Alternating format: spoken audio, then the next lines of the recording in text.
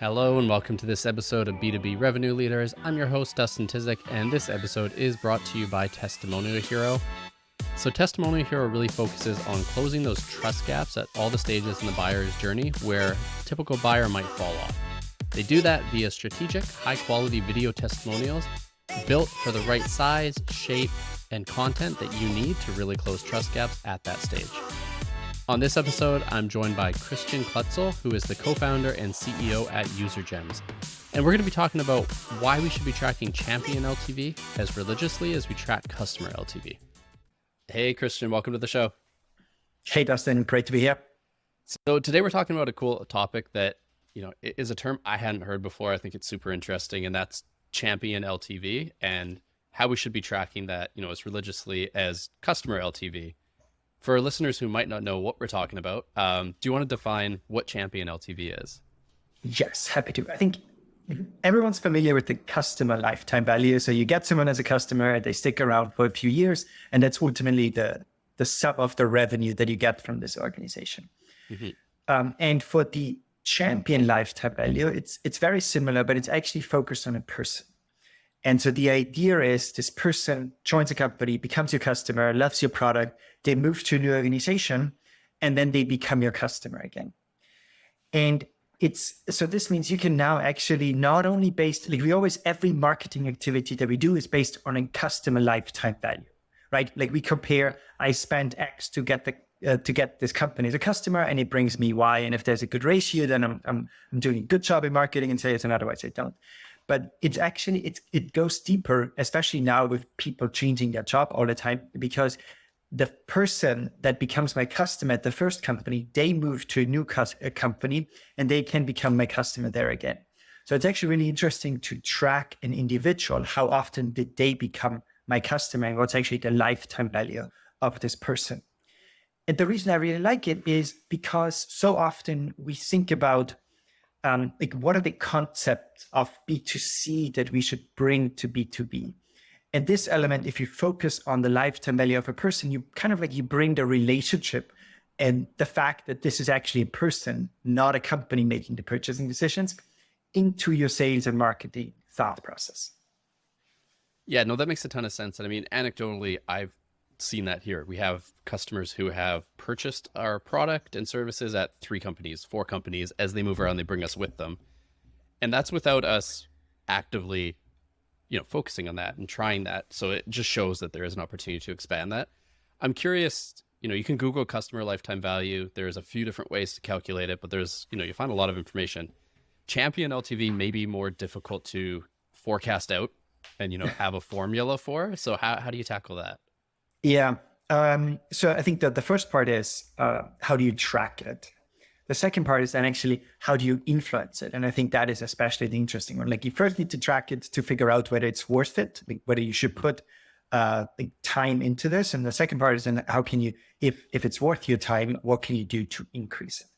So the best way we found to track it is through sales force. I mean, talking about what we do as a company, our service is tracking people for job changes.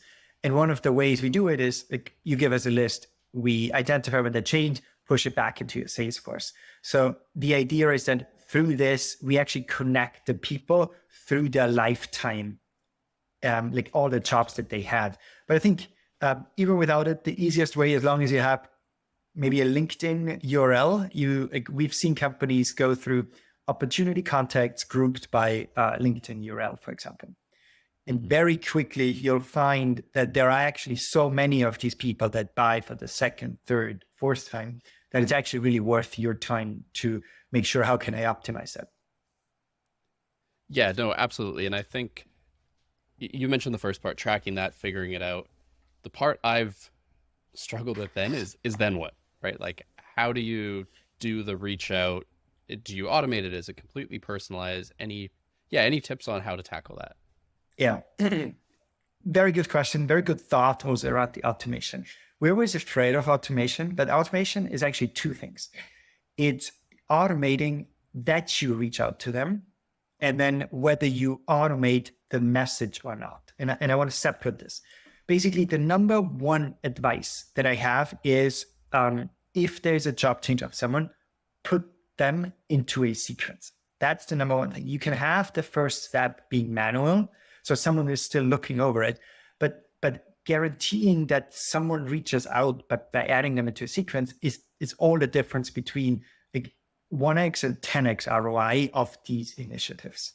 So I think that the biggest one is obviously like tracking these movements in the first place, but then the other one is making sure that if there's a change into like a customer account, a target account, an open opportunity, that something happens.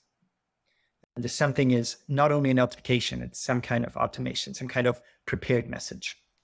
Mm-hmm. And I think the second piece is then your question of like, okay, what is actually the message I'm doing there? Like what should I say in my outreach? And here's where I always go back into, remember we're humans and we're selling to humans, even if we're doing B2B.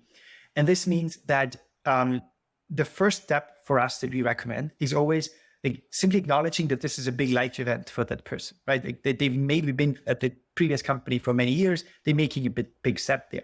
So whatever I would do with a friend that does it, it's kind of like just acknowledging, like congratulating them on the step, acknowledging that, hey, there's a big change, but there's also a lot of opportunity based on if, for example, if they get promoted.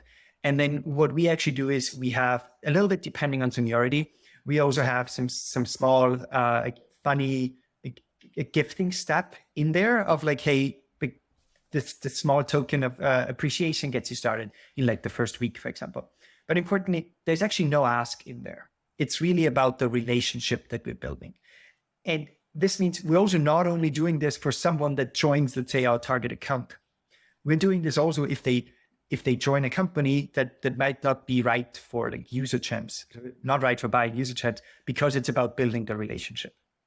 Mm-hmm. And then once they settled in, and this is a period of somewhere between 2 and 6 weeks, often depending on seniority, then we have a next email. Hey, now that you got settled, could it make sense to explore whether like UserGems also makes sense at your new organization?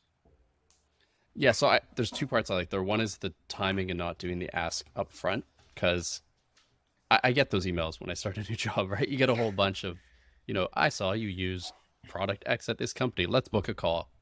And the first month at a job, especially if you're in a more senior role, is chaos, right? There's a lot. I don't want to talk to vendors, but I do like the nice, congratulations, hope you're getting settled in well. Yeah. And then the second part with the ask after the fact, it seems like you go more towards a permission-based, does it make sense to talk about this, rather than, a let's book a call hard sell, which seems intuitive and seems to make sense, but probably isn't the route most companies go. Am I kind of reading that right? Yeah, I think maybe that's also depending like on the company and on the person. I think it's just an easier play where you don't have to do the hard sell because that person already knows the company, they know the product. So even without the hard sell, we're seeing across our customers, there's like this 5x response rate. Like this play, the sequence gets you to like the 25-30% response rate, even without the hard ask. Yeah, awesome. And in your experience there, is most of the outreach through email, or have you found success in kind of taking on additional channels, like adding a LinkedIn touch point, a call, etc.? How do you think through that? I know this is basically just prospecting, but I imagine it's a little bit different given the relationship. It's a little bit, but certainly, ultimately, it comes down to like, we have a very short attention span. Yeah, even if we already like recognize the brand, it could just be like right now is not the right time, right? Like as you say, I'm just getting started in this organization. So like after the first few touches, it's actually very similar to your typical prospecting of we have the LinkedIn steps, we have the calls. We also add advertising into this. Ultimately, I think this is more the general prospecting advice. Like you want to be on every channel so that at the right time they respond, that they come. Yeah, no, absolutely. Building in, the multi-thronged approach there makes a ton of sense. And then I'm curious from who does the outreach, because that's kind of a sticking point I've had, probably because we were trying to manually build this and, there's a lot of moving parts, but how do you think through that? Is it the former sales rep, maybe someone more senior at the company? Have you seen any kind of trends or impact there? Yeah. And you can get so smart with that and so sophisticated. So there's actually a bunch of things you want to think about. So the first one is actually, there should also be an action on the previous organization. So just to quickly highlight this. Okay. So wherever this person is leaving from, there's actually now a churn risk. A champion leaving is the second biggest reason for churn. So the first thing, for example, we do is actually notifying the CSM manager and saying, hey, like John left here. Make sure that figure out who replaced him, for example, or who is now the leader of the UserGems project. And then the second piece is wherever John is now going, that's where we put together, like we send a notification to both the new SDR or AE on that account, as well as saying, hey, here's the previous CSM, check in with them.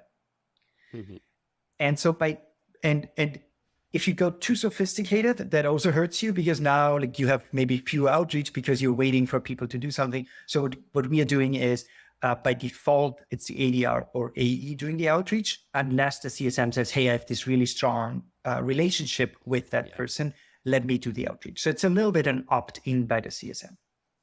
Gotcha. No, that makes a lot of sense. And I like the, identifying the churn risk and tackling that, especially given, it depends on the company you work at in industry, but the economic environment right now is scary for a lot of companies, honestly. So stopping churn and selling to people who have bought before probably makes more sense now than ever, I would think, because new business is hard.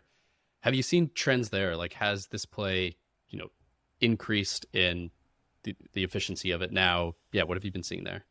Yeah, 100%. So I would say up until maybe Q3 of last year, all of our conversations were around, I want, it's for pipeline generation. It's about, I want to know where this person is going. And then like as a byproduct, maybe at some point we notify the CSM team. And now many of our conversations include the CSM team, because churn prevention is just such an important topic. And everyone has seen it, that suddenly my champion is gone. Yeah. And it's kind of, especially in tech, I guess, but it's kind of musical chairs out there right now with people moving on or getting laid off, going to a new organization, shuffling around. So yeah, keeping track of that harder than ever. And I think by the time you wait to get out of office, say you haven't talked to them for a month, 2 months, then you email to check in, you get an out of office, might be a little bit too late at that point. Yeah. Yeah. I want to add one more thing to that. Yeah. It's not only about the champion leaving, it's also who else is joining my, for example, customer accounts. We've seen this as well. So if there's a new decision maker, for example, like in our case, a RevOps leader or a sales leader, or even a finance leader, the first thing they do is evaluate what tools they currently have and which tools do they not need. And we want to be so proactive in making sure we have the conversation with this new decision maker before they make a decision. Like if a decision is being made, it's so difficult to reverse it. So you want to have the conversation. You want to tell them the value and ROI that they're seeing before they make a decision you don't like. For sure. Yeah. There's some of that institutional knowledge of, the champion got it. They probably reported on it, but that gets lost when someone new comes in, right? Yeah. Yeah, exactly. Yeah. And then I guess one other question on, we mentioned kind of multi-pronged approach on the channel side. I'm curious as well how you think through that on the communication side. So like say champion X goes from this company to a new company. Do you also build a net new prospecting to other people at that company at the same time? Or is it the focus really on that champion? Yeah. Oh, and I want to mention, because there's one more good thing you said also around like who else should be reaching out. For example, in our case, if this was the decision maker at the previous company and they're now like in an like C-level or VP, then there's a step where I reach out as well. I just just thank them for working with us. So we have some logic in there as well. So just to have a little bit of variety in there and show the importance of that. So that's the first one. And then the second one, what I really liked what you said is like, what about the multi-threading? And this one is also really, really important for many reasons. So in the first place, actually, we strongly believe that this should a champion or past user joining any account should be a little bit treated like intent data. Like it should actually bubble up this account, the importance of that account. So in the first place, that should kind of like, it should be part of my intent signals. And then because of this, this means that I'm now reaching out to other people in that organization. The way we recommend reaching out is obviously like be smart about it, making sure if, is this a colleague? Is this a manager? Is this person in a different department? So for example, what we always do is we always reach out to the manager of this person. Hey, I noticed John just joined your organization. They previously worked with us here. Talk to them about their experience, and maybe this could make sense here as well. Mm-hmm. And the more people you have that previously used the product, the better, because now you can, even if these are like, that's why we always say, not only track the decision makers, also track the users, because now you can create the groundswell. So let's say you have 3, in our case, SDRs that use UserGems. They go to this organization. We reach out to them. We reach out to the managers and say, like, have your team already used UserGems before? Talk to them about the experience. So this means it changes pretty much all of my outreach from cold to warm, because now I actually have like this relationship. It's kind of like a multi-threading, but it's actually kind of like a change. Like it's not only multi-threading, it changes how you target that account. Yeah, 100%. And what I like there is I've viewed advertising more at mass in a similar way, where I just want people in this company talking about us and what we do and having those internal conversations and discussions. So it seems like that's also what this drives. And it's not a hard push, a hard sell. It's just, hey, this person used us, maybe have a conversation, and then, you know, doing your follows and everything, but backing away and just really getting the ball rolling as well, which is super interesting. Yeah. And so the one more thing around I think that the number, if I have one tip here, like if my one tip is like automating this or making sure there's an outreach, but the second tip is that don't underestimate the ICs, like the individual contributors. I think because of this groundswell, because of this, like they're already talking about the brand, but also they can give you really good insight of which tools are we currently using, who's the decision maker, who do I need to include in the conversation to get something done? Because oftentimes like my inclination is to go after the closed won opportunity contacts and then filter out whether they are managed or not at the next job. But there's so much value in the end users. We always say optimize for love. You track the ones that love the product. Yeah. No, I think that's a perfect way to tie it back to that champion LTV, because the champion doesn't necessarily always mean the buyer, like the economic decision maker. It's, do they effectively champion your product and care for it, right? Yeah. I always quote Hamilton in here, like the room where it happens. Like you're not in the room where the decision happens, but this IC, this previous power user champion can be in there and can speak for you. Yeah, 100%. So I feel like we came full circle there on the champion side, which is probably a good time to wrap this up. I definitely have some takeaways there of things we can do better and can try. If people want to learn more, connect with you, find out about UserGems, where should they go? Yes. I mean, about UserGems, and I don't know if I pronounce it correctly, usergems.com. But to reach me, I'm on LinkedIn and Christian@usergems.com. Awesome. Thanks, Christian. So I'll include those in the show notes for listeners. And yeah, thanks again for the conversation. Thank you for joining me on this episode. My key takeaway is pretty simple this time. It's just about how much systematizing your outreach to former champions makes sense. It's something good salespeople have done forever. They've always followed their customers, reached out to them, kept that relationship going. But the ability to run it at scale and have different playbooks for different scenarios is huge and something we should all be taking advantage of. If you enjoyed this episode, please go ahead, click subscribe or leave us a review, and I'll be back every Tuesday with a new episode. See you then.